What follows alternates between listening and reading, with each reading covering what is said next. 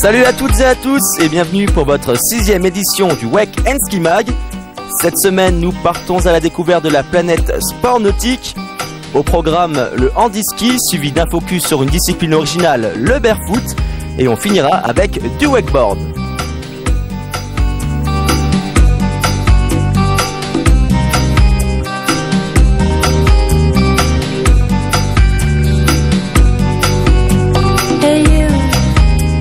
And body bags, don't you think Jesus sexy?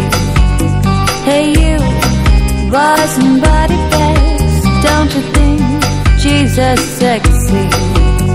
She is the only one who'll give you some gypsy good time. She's the only one who'll give you some gypsy good time. Vous l'aurez compris, ce 6e numéro, c'est du lourd. Alors accrochez-vous, ce Wake & Ski Mag va faire des vagues. Hey you, ride the snow white, don't you feel? On commence avec le handi-ski. Le handi-ski, c'est du ski nautique adapté aux handicapés. On y retrouve les mêmes disciplines que pour le ski nautique, à savoir le saut, le slalom, les figures et le combiné. Les pratiquants utilisent un siège ou une coque de ski fixée à un monoski. Certains skieurs utilisent même leur propre siège ou coque de ski alpin. Dernier accessoire, une paire de gants pour une prise en main optimale. On peut faire du ski nautique handisport tracté par un téléski ou un bateau. Le bateau offre aux skieurs 2 méthodes pour pratiquer leur sport. La première avec une barre transversale attachée sur le côté du bateau, c'est la technique la plus facile à maîtriser. La sortie avec la barre transversale permet de s'initier aux sensations du ski nautique avec l'effet levier et la traction du bateau. La deuxième méthode, c'est d'être tiré à l'arrière du bateau au bout d'une corde. Méthode plus difficile mais qui décuple les sensations. Il faut de la patience et de la persévérance pour réussir à sortir de l'eau. C'est un peu compliqué au début, mais avec l'expérience, les skieurs parviennent à réaliser de jolis sauts.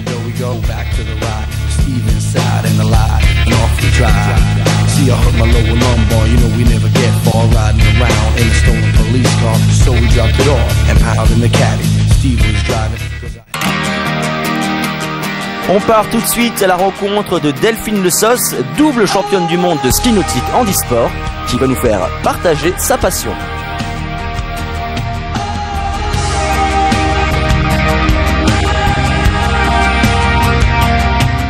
C'est quelqu'un avec qui je faisais du ski alpin qui m'a parlé de ski nautique, qui m'a dit que ça existait en handi, donc qui m'a donné les coordonnées de quelqu'un sur Montpellier. Et je l'ai contacté et je me suis mis en relation avec, j'ai essayé et ça m'a plu de suite. Moi j'ai trouvé pas trop, c'est pas trop technique, alors après c'est quand même un petit peu physique, mais je trouve pas, j'ai pas trouvé ça trop difficile.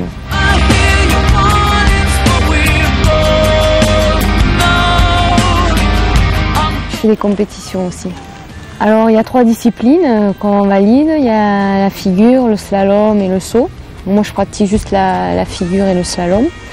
Et en slalom c'est le même système que les valides, au fur et à mesure il faut raccourcir la corde ou augmenter la vitesse en bouclant le slalom. Et en figure on a 2 fois 20 secondes et pendant ce temps-là on compte les points des figures qu'on réalise. C'est développé dans plusieurs pays d'Europe, aux États-Unis, dans une bonne ambiance. Déjà entre nous en France, même quand après on fait les compètes en Europe, il y a une bonne ambiance. Quel que soit le handicap, les sports nautiques restent très accessibles. Seul credo, être fan d'évasion, de sensations fortes et surtout croire en soi. Le ski nautique est une discipline aux nombreuses variantes. Gros plan sur l'une d'entre elles, j'ai nommé le barefoot.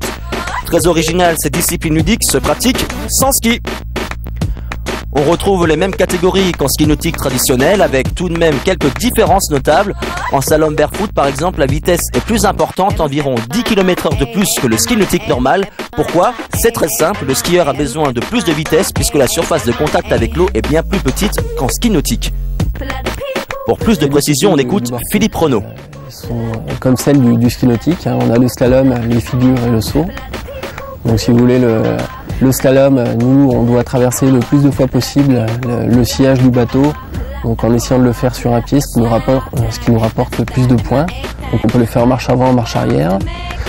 Sinon on a les figures qui sont plus des figures glissées type 180, les steps. On a quelques sauts périlleux aussi.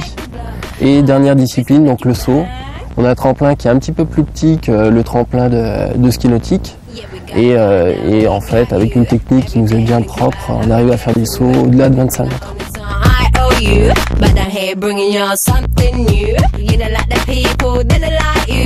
L'équipe de France a bien marché. C'est vrai qu'on est, ça fait 5-6 ans qu'on est sur le podium au championnat d'Europe. Personnellement, il y a 2 ans, j'ai terminé 3e en slalom et j'étais qualifié pour une finale de saut. Sinon, ma discipline quand même de prédilection est le slalom, où j'ai détenu le record d'Europe pendant quelques années.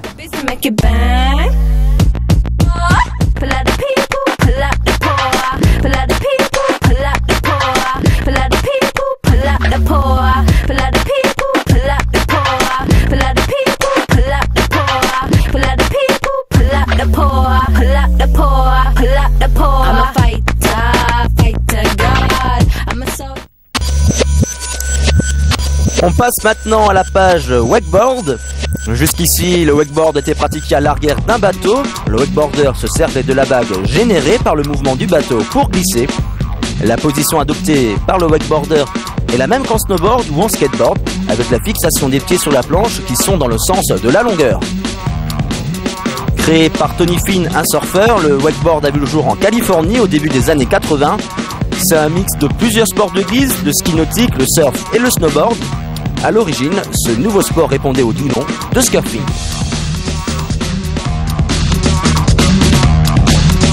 Depuis sa création, le wakeboard n'a cessé d'évoluer, les figures sont de plus en plus techniques. Le matériel évolue lui aussi et se rapproche de plus en plus du monde du snowboard. Les planches sont adaptées aux différentes approches de ce sport. D'un côté, le freestyle plus acrobatique pour s'éclater sur les rails et les sauts. De l'autre, le freeride pour plus de fluidité.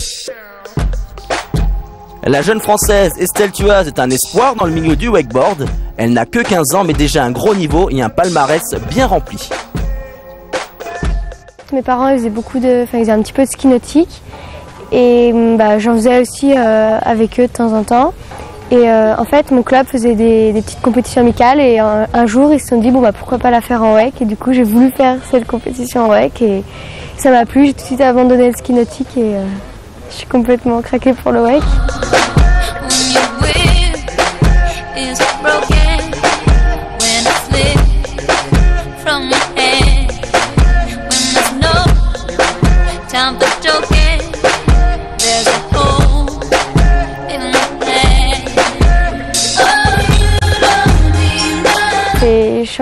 Vice-championne d'Europe en 2006 et double championne du monde 2004-2005. Il n'y en avait pas en 2006.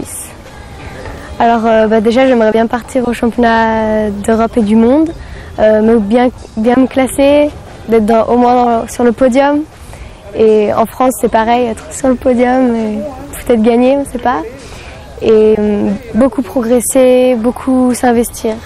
La sensation de glisse, la vitesse, après, c'est la prise de risque, la montée d'adrénaline, c'est quelque chose qu'on ne peut pas expliquer en fait. Mais une fois qu'on est bien sur l'eau, on ne pense plus à rien et c'est cool.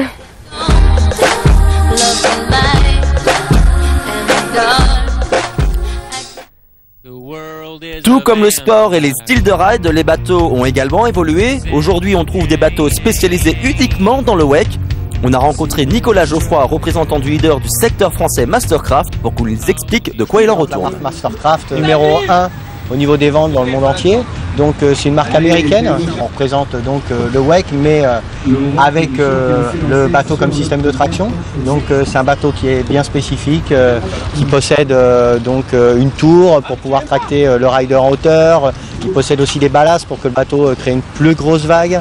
Il a aussi divers éléments comme un cruise qui permet de garder toujours la vitesse pour le rider. C'est un confort de ride. Il faut savoir que les bateaux ont énormément évolué depuis ces 5-6 dernières années. On est parti des bateaux classiques en fait de ski qu'on customisait pour pouvoir faire du wakeboard derrière. Donc en fait on rajoutait des mâts. Les riders lestaient les bateaux énormément avec que ce soit des sacs de sable.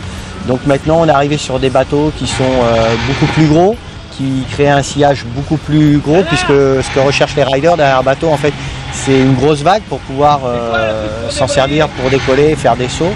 Donc c'est vrai que la marque Mastercraft a évolué dans ce sens-là, c'est-à-dire maintenant dédie ses bateaux à plusieurs créneaux, et en l'occurrence un créneau réservé qu'aux riders. De la théorie à la pratique avec le wakeboarder pro Lucas Langlois de Valence qui nous montre quelques belles figures du wake. Il n'a que 18 ans et déjà un palmarès impressionnant avec 2 titres de champion de France junior en 2004 et 2005. Petit secret de pro, il nous dévoilait récemment qu'il s'entraîne sur un trampoline afin de s'habituer aux gros flips, sauts et rotations.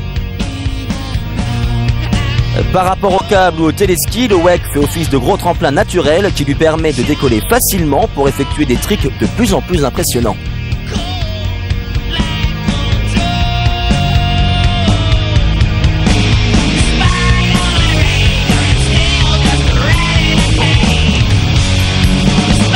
Comme on peut le noter, faire du wakeboard derrière un bateau peut être très physique et acrobatique, mais surtout très fun.